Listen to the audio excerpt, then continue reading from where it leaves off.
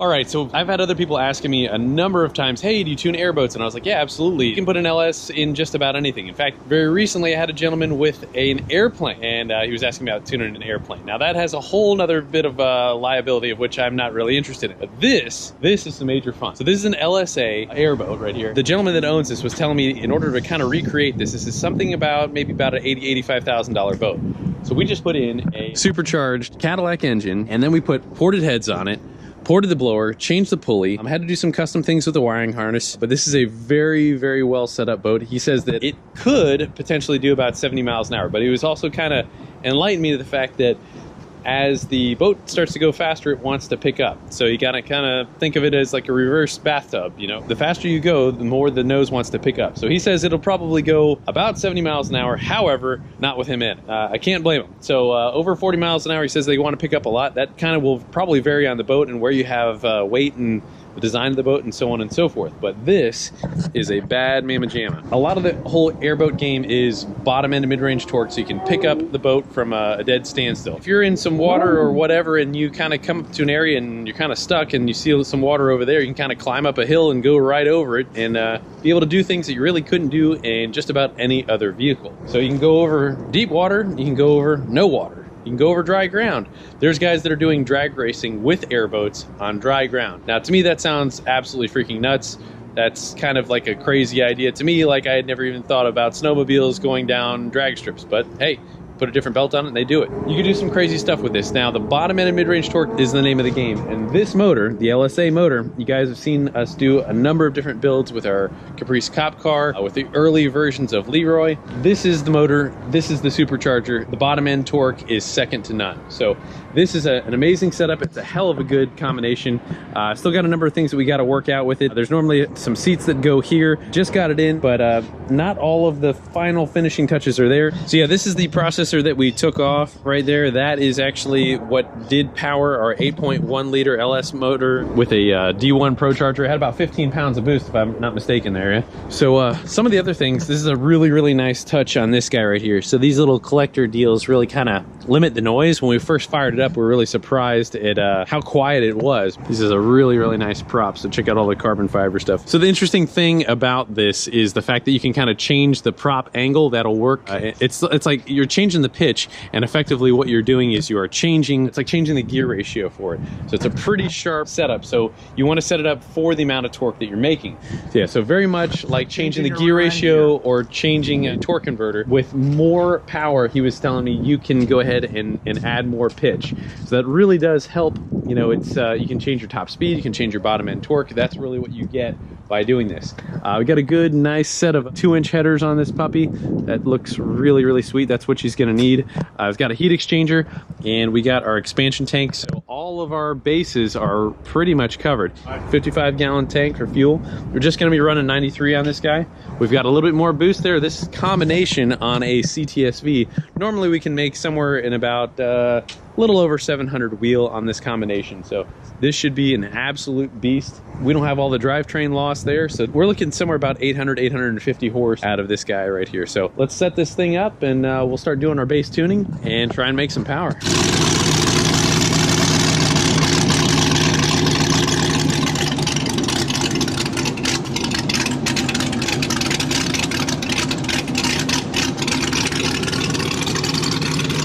All right, guys, so the way that we would normally tune any airboat is we're gonna get our wideband oxygen sensor just like we were dynoing a car.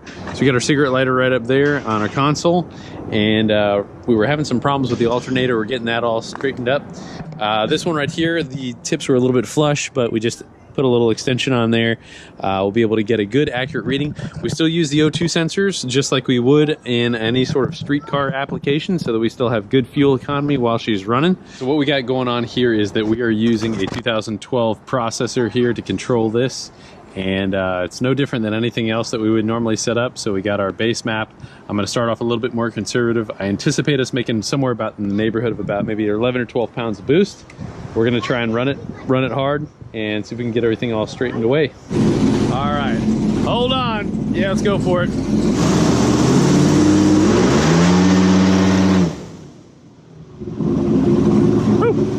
All right. Let's see what we got here. Lost our throttle. Yeah, I don't think that was full. That wasn't. I can do it again. Yep, hold on. Yeah, so hammer down on it there.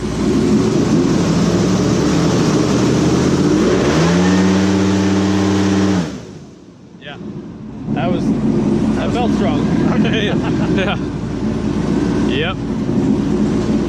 All right, so let's check out our RPM. That's what we got to check. So we're still about the same RPM, 4,500 there. We're making about 12 and a half, 13 pounds of boost there.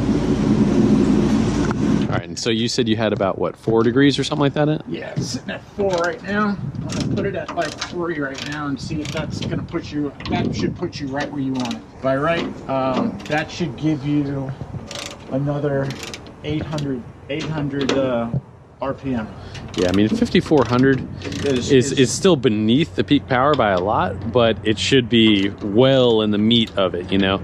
Like, you're gonna have so much bottom end torque. Yeah. I mean, it should make peak torque at almost like 4 grand, you know? So you said 1 degree is about 800 RPM? Or I'm gonna say it's gonna be something like that. Okay, cool. You see the numbers? You got 1, 2, and 3. Uh-huh. I've got it set at 4.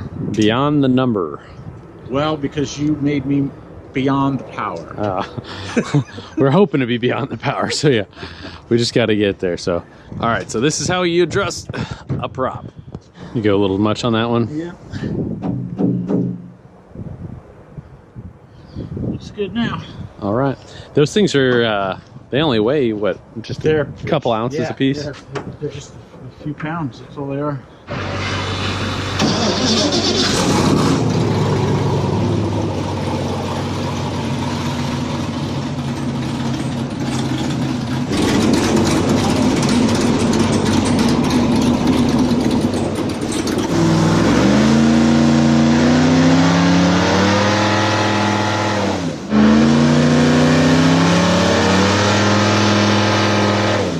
We got through most of our problems right here. We did some prop adjustment. We're hitting near about 5,000 RPM. We can adjust that and be able to go a little bit higher if we want. But the customer wants to feel the boat, check out where she's at right now. Hopefully, a little bit, we'll be able to bring you guys some videos of riding in the boat. That thing is going to be a lot of fun. Very, very responsive, has a lot of torque. We did move the Jeep a little bit there. This big fella has we pushed her just a little bit there. I didn't realize how light the Airboat was, and being as we took out the big block and the other setup, we probably dropped about 300 pounds off this thing. So we kind of calculated the weight at about 2,500 pounds. So 2,500 pounds and roughly, you know, somewhere in the neighborhood of about 800 horsepower. That ought to get the job done. Can't wait to go for a ride in this thing. This is going to be a blast. Going for the Hurricane Experience V1.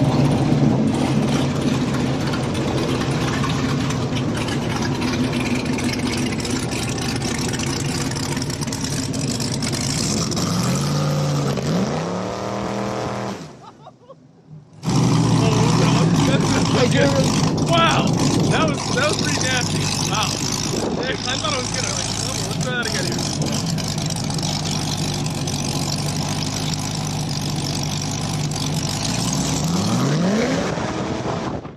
Oh my god! Woo! That's pretty. Everything out of my pocket. That's pretty intense. That is hold on, that's no joke, man. You know where your hat went? Okay. No. Dang! That's what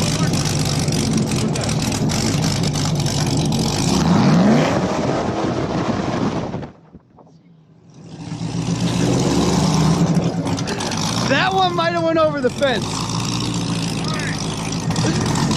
my hat just flew over the fence. Oh, I'll go get it. So if you ever get the chance, don't do that. That'll knock you right over. I was not ready for that, but that was so much worse than I thought it was going to be. That was pretty awesome. I got to go get my hat. It's over on the other side of the fence, probably in the swamp. So hey. I'm gonna go get my hat. I'm trying to remember how to ride this thing. one down. So normally we'll go for a street tune. This is a little bit different. We're going for a swamp tune, water tune. Yeah. So we'll be able to go see some parts of Florida that most people don't get to see.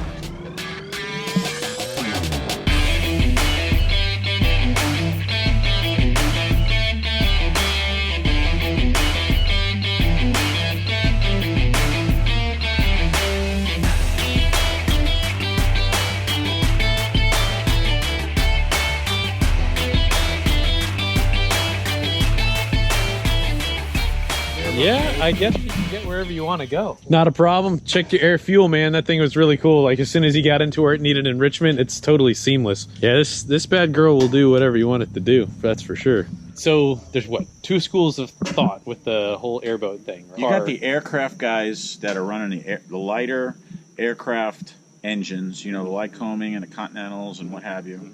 And then you got the car motor guys who are usually pushing a bigger boat, and they're, you know, putting cams and what have you, and then blowers and whatever to create that power because they're pushing that big boat. You were saying that basically with a bigger boat, you need more displacement, just kind of like a bigger car, more weight. Exactly. It takes more torque to get that mass going. Well, with this smaller motor, you were just telling me that your range is increased because before you were making, we had it was a 500. It was a 496 punch to 518, and I was burning 12 gallons an hour. And with the time I've run with this motor, I'm only burning 8 gallons an hour. And the performance has been really, really nice. Yeah. So smaller motor, 6.2 liter and 8 gallons an hour. So you were saying that, hey, you don't have to fill up nearly as much. Yeah. And the performance is every bit of there, if not better. Whether you're a Lycoming guy or not, you can't deny that this is a great platform to work from. I mean, I think that this is probably the baddest setups that I've done on an airboat, and you know, I'm thankful that Rick gave me the opportunity to be able to do the heads and cam, blower, and all that stuff on this. So it's been fun so far. We've only gone for like 5 minutes, so you know, so we got a ways we're to go. fresh. Yeah.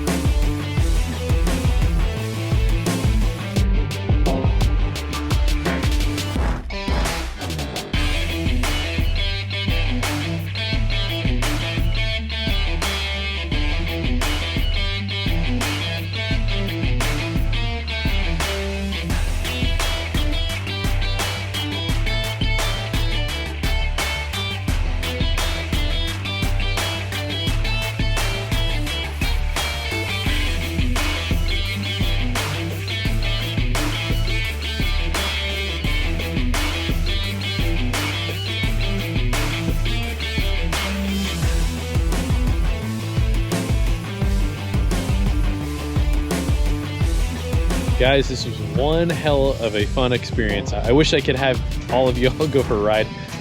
First time I've been on an airboat ride in about probably 20 years. This was freaking awesome. Very, very cool experience. It really feels like drifting. It's such a smooth transition on so many different things. Really, really awesome boat. I wanted to say thanks so much to Rick for all the stuff that he's done and taking us out for a ride. Met some crazy, interesting people and stuff out in the middle of some islands, having some fires. Totally different culture, totally different experience. Really, really, really cool.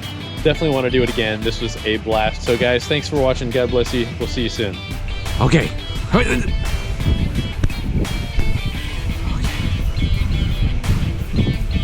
Okay, come on. Oh.